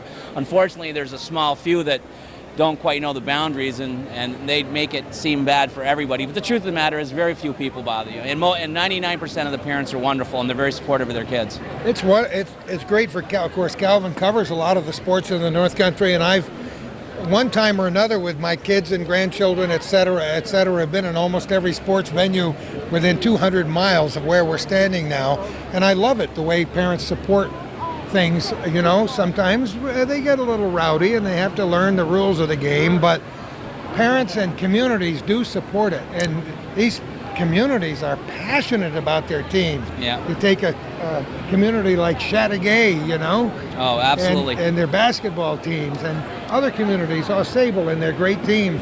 PHS had a wonderful baseball team this year. Sure, they lost big, but look at the tremendous season they had. The smaller communities have the one advantage over, like, say, Plattsburgh per se, in the sense that the smaller communities, the team becomes part of the life of the community. Shazy, great example. Tremendous tradition in soccer and soccer excellence in both boys and girls, and the pride that the entire town takes in that accomplishment of that team, and it builds as the season grows, and the support becomes almost overwhelming, to the point that as coaches sometimes you can't get away from it. But most of the time you can't get away from it. But it's a wonderful experience, and it's the same in Sable. We have that same sort of tradition in baseball and in softball, and even when I had my good girls basketball teams a couple years ago, we got tremendous support. And Calvin can tell you that one of the greatest championship games probably ever played was the C championship game, when we had Clinton Community College filled to the T. And unfortunately, I still couldn't beat NCCS, who has a wonderful, wonderful program and a wonderful group of kids. That didn't bother you, did it? No, it didn't. Actually, it didn't, because I've been called a closet NCCS supporter. I love their children. I love their coach. I think he's a great guy, and their kids I'm very close to. I've supported them, and I think I followed them better than some of the other people. But it's a great program. It's a great tradition, and I'm just only sorry that they moved up to Class B after my teams, and I lost Gale. But it's really been a great experience, and it's going. And I hope to continue, and have the support of both Latchmores and my community, and keep doing what I've been doing. There's a lot of great stories in the North Country, and we tell as many of the stories as we can. The story of sports and the history of sports in the North Country is wonderful. And part of the fun I get in interviewing people who are now in their 70s and 80s are finding out what sports were like in the little schools before the days of centralization. Yeah. And have these old timers who were on the really good teams in the old Morrisonville High School many years ago, even before I moved up here, and how they would all pile into a car and head all the way up to Champlain or down to Ellenburg to play a baseball game or a basketball game in the dead of winter. And they laid the groundwork for the rest of us, I was very fortunate that when I started playing fast pitch softball, which is a big thing in Ausable Forks, I was only 13 years old, and so I started playing in 1965. And my mentors, as I call them, were the Timmy Snows, the Paul Savages, the George Kurzes, and I got to play with those guys. And I was very, very fortunate, because those guys were taught by the guys you're talking about. Yeah. And the tradition and understanding of the game was tremendous, and the respect for the game was tremendous. And I just feel very fortunate that I had that experience to be able to play with those guys. Because let me tell you, Gary Barber, George Kurz, these are major leaguers all the way. Tommy Kovaloski from Lion Mountain. They were just wonderful, wonderful players and great individuals. And I was lucky, because I was able to play with them, even though they were at the end of their careers and I was just starting. It was an experience I'll not soon forget. Not always good. They were pretty evil, those guys, at times. Hey, you got that right. There are some stories we could not put on Hometown Cable, and I won't. You that. But life is good for you, isn't it? Yeah, it's been really good. I have a wonderful son who's a sophomore at St. Michael's, and my daughter, who Calvin seen me coach for Ausable Valley. He's a junior this year. At times we have our moments coaching your daughter, but my wife's a teacher at Ausable Valley. Life has been very good to me. My father's still alive. He's at home now. He can't practice law anymore. He'll be 86 this year, and so Come on. God's been very good. Is that possible? Yes. He actually had a stroke 3 years ago. They gave him 3 hours to live, but they forgot to tell Louis. And anybody knows Louis McConey, nobody tells him what to do. And he's still kicking and he's still getting around and he's homebound pretty well, but he's still by himself and taking care of himself with a little help in the evenings and the mornings. And we're very, very lucky. Very Talk lucky. about a guy who's made his mark in his field, huh? Oh yeah. Well, to That's come great. from where he came from and being handicapped and all, he's certainly my hero by far and away. That's a great testimony and a great tribute. Bob, thanks so much Yeah, for talking with thank us you very today. much. Always a kick. Yeah, thank you very See you much. I later. appreciate it, Calvin. Thank you too. I don't get down. I don't get down on my knees every day, but I would do it for you, Cheryl White. How are you? Fine, thanks. We're at the booth at the North Country Center for Independence, an organization that I've known about for a long, long time. I took advantage of their services to help people with many years on the radio business, and now that I'm a crime victims advocate in the Clinton County Department of Probation, I've talked to Cheryl many times as we've shared personnel and stories and do what we can to help people, and that's the name of the game, isn't it? Yes, indeed it is. In fact, my coworker Robert and I were just talking about how many people still come up to our booth and say, "Who are you and what do you do?" So although we work full tilt all the time, we still see plenty of work out there for us. We work with people with disabilities, with family members of people with disabilities, and especially with businesses in the area to ensure that that the physical barriers are removed, as well as other barriers such as communication, visual barriers, auditory barriers, help with assistive technology, and even address the attitudinal barriers that exist in our community today. How is that getting better? Yes, it really is. I can honestly say that in the 5.5 years that I've worked for the center, that we're seeing a much more enlightened community overall.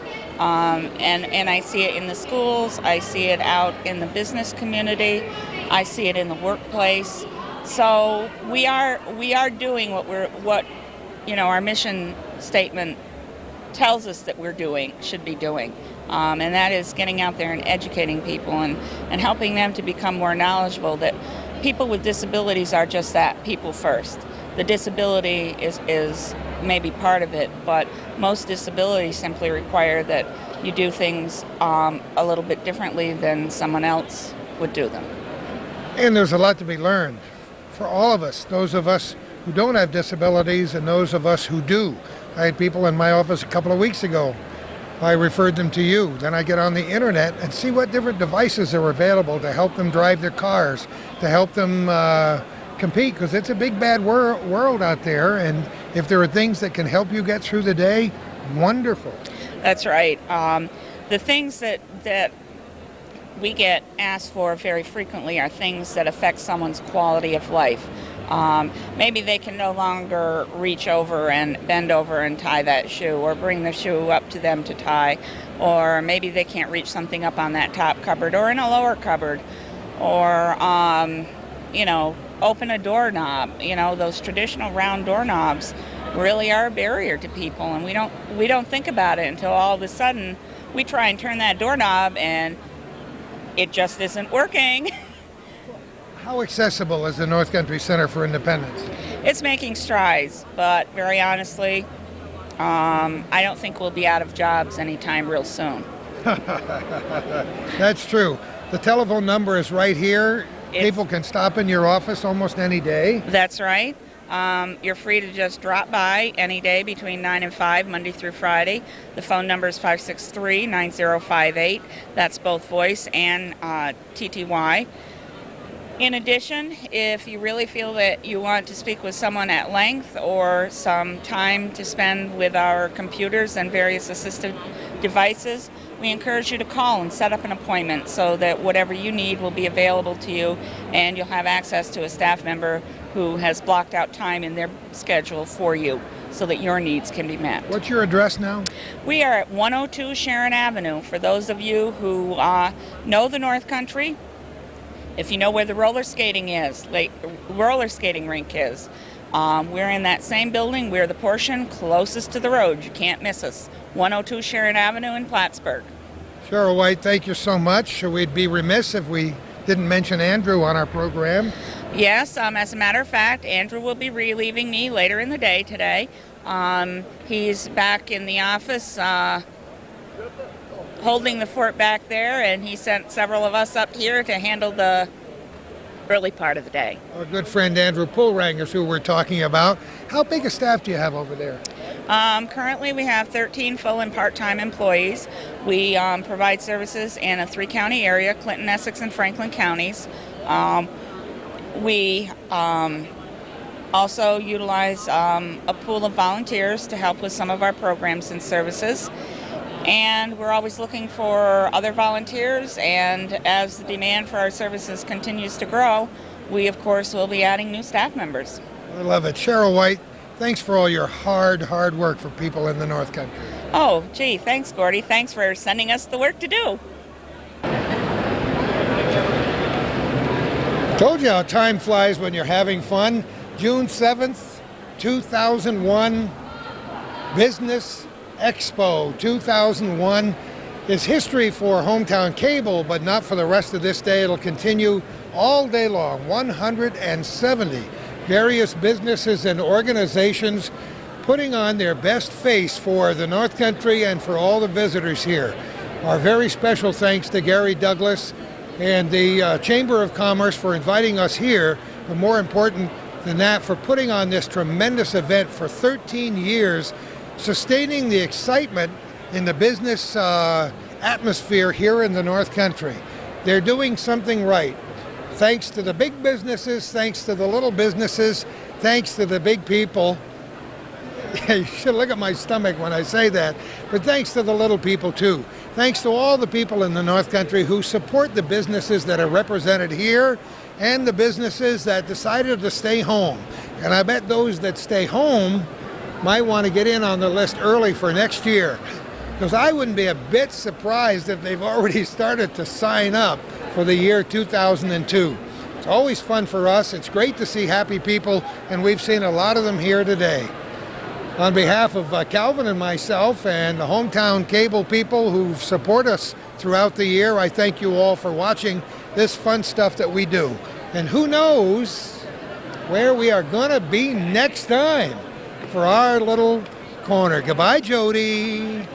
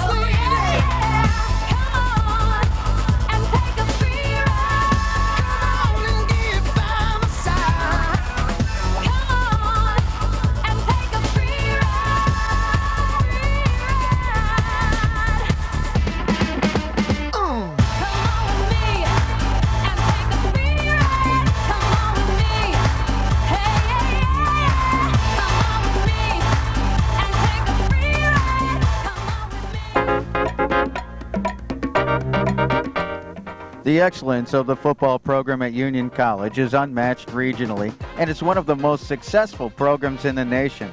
Hey, check it out. Entering the 2001 season, among the over 200 Division III football programs in America, the Dutchman football team has the 10th best one-loss record over the last decade. And over the last 20 years, the numbers are mind-boggling. Union hasn't had a losing season since 1981. And over that period, the Dutchmen have a 167-38 record. Since 1985, they have posted 5 undefeated teams and has never lost an ECAC playoff game, winning 5 conference titles since 1990. Since 1983, Union has played in the NCAA tournament 9 times, reaching the East Region Finals 5 times. In 1983 and again in 1989, Union advanced to the Amos Alonzo Stagg Bowl, the college bowl game to determine the Division III national champion, which is broadcast nationally every year on the ESPN network. The Dutchmen have won the Lambert Cup, given to the best football team in the East, and have twice been named the ECAC Team of the Year, and have had 10 players named first-team All-Americans. Wow. The 2001 team joins the elite. Here's a quick capsule. The Dutchmen earned honorable mention in the USA Today Coaches Top 25 poll, while being ranked as high as 10th during the season. The team finished with 9 wins for the 3rd year in a row and won the 2001 ECAC Championship. Led by the graduating seniors, the program wrapped up 20 years of dominance by finishing their 4 years with a commanding 33-9 record. It just doesn't stop, and the 3rd decade of Union football success begins in 2002.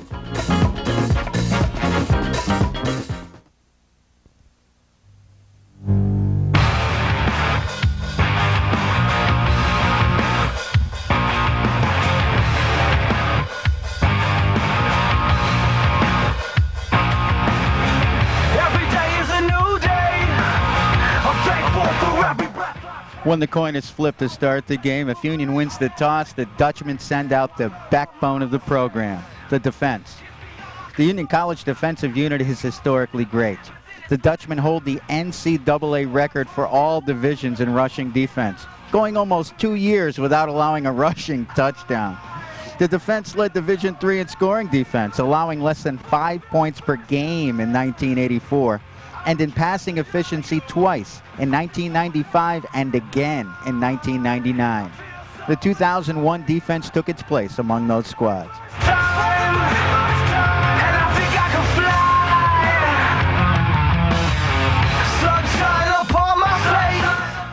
It all starts with stopping the rush. And in 2001, the Union defense did just that. Senior Mike Rosenthal led the team with 94 tackles. Mike Ranfone and Chris Fiango added 78 and 71 respectively. Union opponents were pounded when they tried to run the ball, averaging only 2.6 yards per rush and totaling only 98 rush yards per game. If you were an opposing coach, would you run against this defense? I don't think so. I can't deny you. I feel so alive. I feel so alive. Well, you can't run the ball, so you take to the air and pass it, right? Wrong. The 2001 pass defense was like an umbrella of denial. To effectively stop the passing game, you first deny the quarterback a chance to pass. It's elementary. Well, the Union D did their job, sacking the quarterback 45 times in 2001.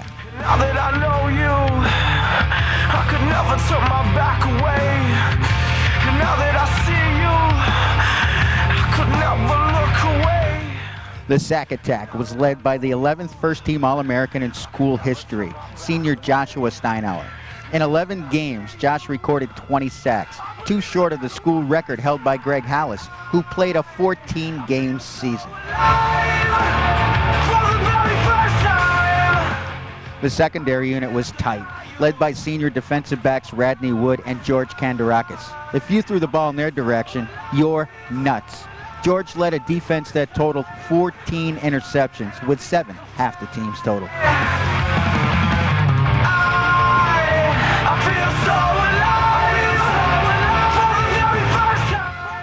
Balanced and crushing, the 2001 Garnet Wave had the complete package. an umbrella pass defense, and a stone wall against the run. When you combine the two, the result drives opposing teams crazy.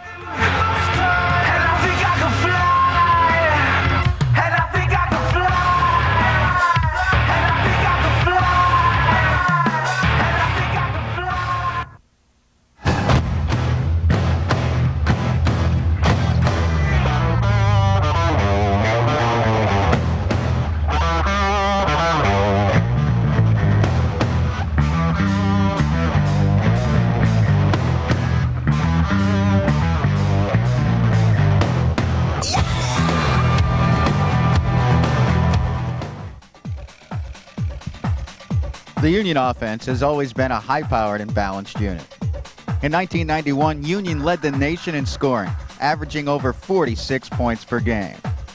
Through 11 games in 2001, the team scored 427 points, dropping 56 on St. Lawrence, 51 on WPI, 48 on the College of New Jersey, and 42 on Hobart to highlight the offensive explosion.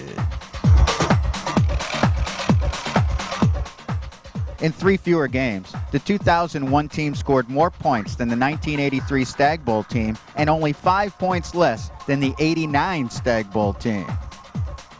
In 2001, a well-balanced attack behind a great offensive line made its mark. The unit rolled up the 3rd highest point total since football began at Union College in 1886. The Dutchmen compiled 438 yards per game in total offense, with 215 on the ground and 223 through the air. The key to an effective offense is to be able to run the ball to set up the pass, and in 2001, the Dutchmen accomplished both. Running back George Beebe led the ground attack, averaging 105 total yards per game.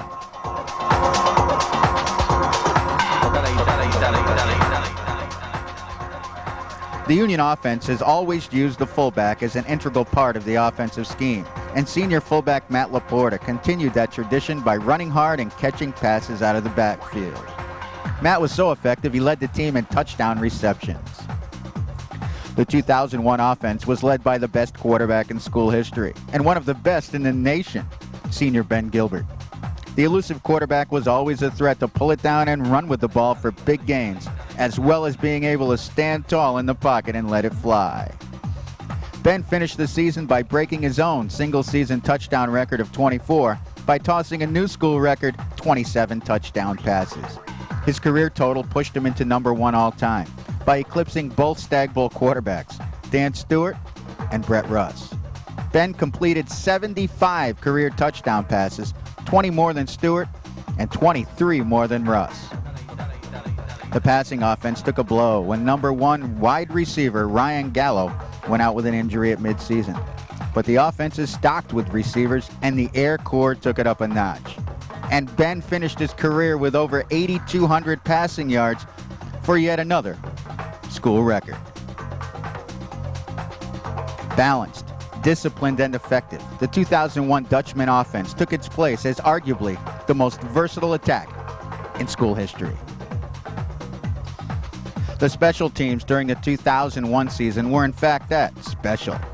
When punter Brian Sleeks graduated, the team turned to senior place kicker Andy Rufo, and he took to the job immediately, even nailing a 75-yarder.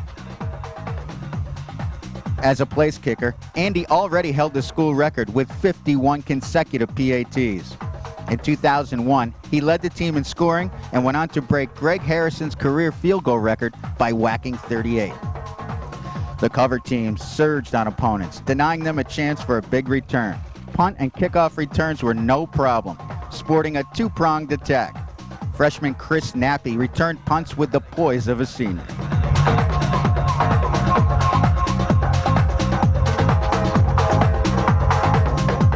And the elusive secret weapon, Sean Washington, electrified the team returning kickoffs.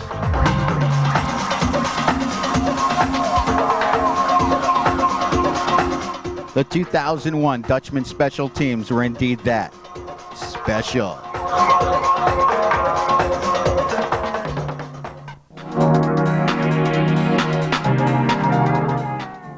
Union College football is a member of the UCAA, which also includes St. Lawrence University, Hobart College, the University of Rochester, and RPI. A tough out-of-conference schedule includes a yearly scrimmage against Ivy League power Yale. When a student-athlete chooses to attend Union College, he gets a chance to be part of a great football program and the opportunity to receive a first-class education. Union College was founded in 1795 and was the first liberal arts college in America to offer an engineering program. Today, Union has been nationally recognized for its programs to integrate technology and liberal arts. Union has some great programs with opportunities to study abroad. Students can serve terms in England, China, Australia, Japan, Brazil, and many other countries. Union is located on a beautiful 100-acre campus in Schenectady, New York. Schenectady was settled on the banks of the beautiful Mohawk River during the 1600s. Nicknamed the Electric City, Schenectady was the home of inventor Thomas Edison, Miami Heat coach Pat Riley, and served as a movie set when The Way We Were was shot in the 70s. Most of the filming took place right on the Union College campus. Located in the Capital District, Union is only a 3-hour drive from New York City or Boston. The foundation of any football program is the coaching staff. The Dutchman staff is led by head coach John Adino. After playing on the 1973 national championship team at Notre Dame, John began his coaching career beginning at the high school level and then moving on to the collegiate level at the University of Albany and on to the Ivy League at Columbia and Penn. While at Penn, the team won 2 Ivy League titles and were nationally ranked. He then moved on to Kentucky before he became the offensive coordinator at Union in the 80s and was on board for the 1983 Stag Bowl team. John then became the head coach at Keene College in New Jersey before returning to Union as head coach in '92. John ranks second in coaching wins, posting an 81-20 record. And early next year, he will pass his former boss, Al Bagnoli, for number 1. The offensive coordinator is Gary Reynolds. Coach Reynolds is rock solid and has been with the program for 19 years. Gary also manages the Union baseball team, and the '97 team set a school record for wins. Other members of the offense include Larry Cottrell, who has spent 17 years with the team, Dave Barclay, who was a 4-year starter and captain at Union, Ryan Smith, who played quarterback, was a 2-time all-conference receiver, Jimmy Haas, who was a 4-year starter at Union, and Don Catalier, who has over 17 years of coaching experience. Peter Brown leads the defense. Coach Brown played his football at Union College and has just finished his 10th full-time year on the staff. Pete also manages the women's softball team that has made the postseason 3 years in a row. Other members of the defensive staff are Scott Wren, who played on 2 undefeated teams at Williams College and is the coach of the Union lacrosse team. John Kralovic has over 30 years of coaching experience, including stops at Rensselaer, Albany, and Pitt. T.R. Perna played on the 1989 Stag Bowl team and has coached at Wagner, the U of R, and Norwich before returning to Union. Breviter Creech was a 2-year starter at Union and played in the Aztec Bowl, the D3 All-Star game. And Billy Nowak, who coaches the defensive backs, rounds out a staff. For 16 years, head trainer Cheryl Rockwood and her staff have provided top-notch medical attention on the Union sidelines. A combination of a rock-solid coaching staff with a unique educational opportunity make Union College a complete package for the student-athlete.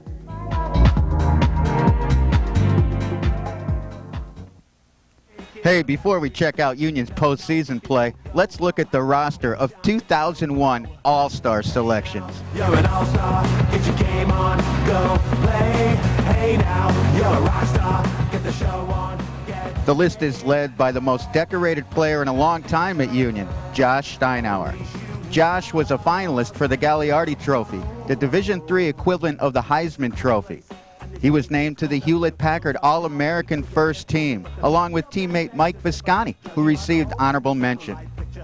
The Football Gazette's All-East team included Josh on the first-team defense, along with Mike Visconti and Andy Rufo, who were named to the first-team offense. Justin Forrester and George Beebe were also recognized. ESPN.com named Josh to its All-Star second team, and Andy Rufo received honorable mention. The ECAC named 6 Dutchmen to the first team, and 3 received honorable mention. Josh was named the UCAA Defensive Player of the Year, and the UCAA All-Star teams included a long list of Dutchman teammates. The quality of the program is certainly reflected in the sheer number of awards heaped upon the 2001 football team. Go for the move. Hey now, you're an all-star. Get your game on. Go.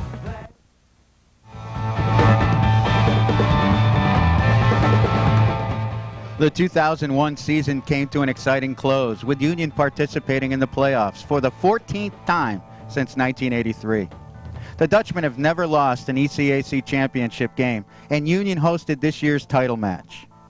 The 4 previous contests were lopsided, with Union beating Plymouth State, UMass Dartmouth, Salve Regina, and Ithaca College. The 2001 opponents were a team that Dutchmen were familiar with, Hartwick College. On October 27th, Union 6-1 hosted 5-0 Hartwick, and a hard-fought 23-21 Union victory ruined the Hawks' chance at a perfect season. There was nothing Hartwick wanted more than to pay back the Dutchmen and grab the ECAC title from Union in front of the home crowd.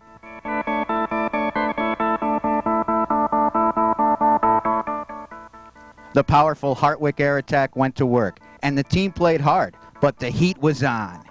The Union defense smothered the Hawks, ultimately wearing down the Hartwick offense. Meanwhile, the Union offense clicked on all cylinders, on the ground and through the air. The constant offensive pounding wore out the Hartwick D and broke open a close game as Union rolled up 38 points.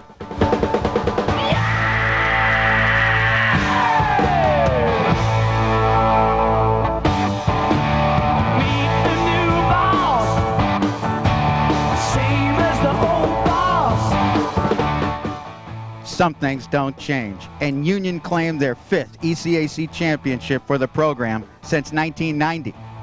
Winning championships at Union just continues. Union football, 2 decades of dominance.